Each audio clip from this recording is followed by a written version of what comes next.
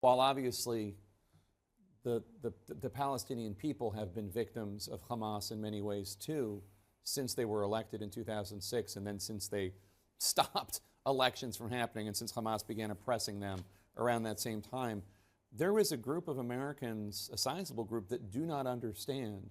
This is a twisted group of people who kill gays, who oppress women, who... This is a terrorist organization. This is not a revolutionary organization. Yeah, I totally agree with you. I grew up in Sderot, a blue-collar town on the Israel-Gaza border. I spent most of my life there.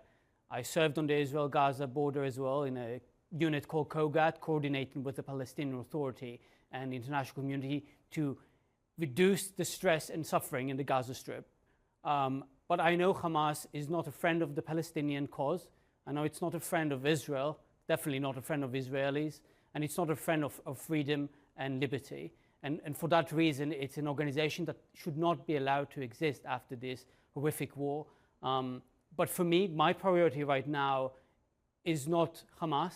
My priority right now is for Israel and the international community to do all they can to bring about the release of the hostages.